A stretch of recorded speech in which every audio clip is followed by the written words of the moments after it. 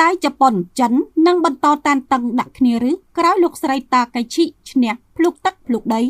ទំនាក់ទំនងការទូតរវាងរដ្ឋាភិបាលក្រុងតូក្យូនិងក្រុងប៉េកាំង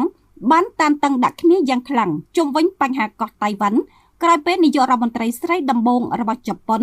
បានឡើងកាន់តំណែងមិនបានប៉ុន្មានសប្តាហ៍ផងខណៈឥឡូវលោកស្រីតាកៃឈីបានឈ្នះការបោះឆ្នោតសកលភ្លុកទឹកភ្លុកដីកាលពីថ្ងៃអាទិត្យកាសែតដ៏ល្បីល្បាញរបស់សហរដ្ឋអាមេរិក New York Times បានផ្សាយកាលពីព្រឹកថ្ងៃច័ន្ទទី9ខែកុម្ភៈឆ្នាំ2026ថានាយករដ្ឋមន្ត្រីជប៉ុនលោកស្រីសាណាតាកៃឈីកាលពីថ្ងៃអាទិត្យបានចូលរួមប្រគល់ប្រជែងដ៏ធំមួយដោយលោកស្រីបានរៀបចំការបោះឆ្នោតភ្លាមៗក្រោយការឡើងកាត់តំណែងត្រឹមតែរយៈពេល110ថ្ងៃបន្ទាប់ពីលោកស្រីបានក្លាយជាស្ត្រីដំបូងគេបានកាន់តំណែងជានាយករដ្ឋមន្ត្រីរបស់ប្រទេសអាស៊ីបូព៌ាមួយនេះគណៈបករបស់លោកស្រីបានទទួលជោគជ័យដោយអ្នកបោះឆ្នោតបានផ្ដល់ការគាំទ្រយ៉ាងពេញទំហឹងសម្រាប់គោលនយោបាយសេដ្ឋកិច្ចរបស់លោកស្រីនិងគោលជំហរដ៏តឹងរ៉ឹងលើអន្តោប្រវេសន៍និងប្រទេសចិន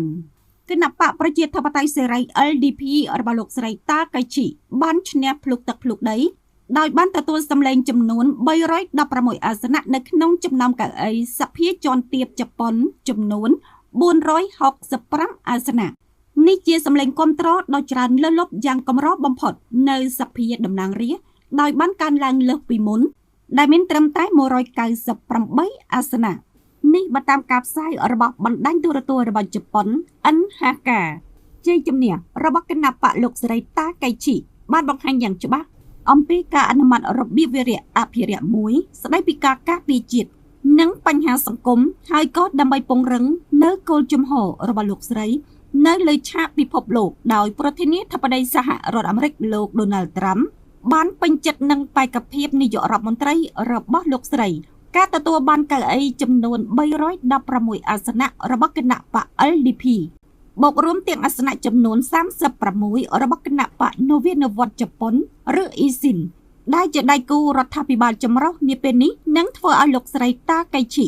មានសម្លេងភាគច្រើនលើសលប់រហូតដល់352អាសនៈនៅក្នុងសភា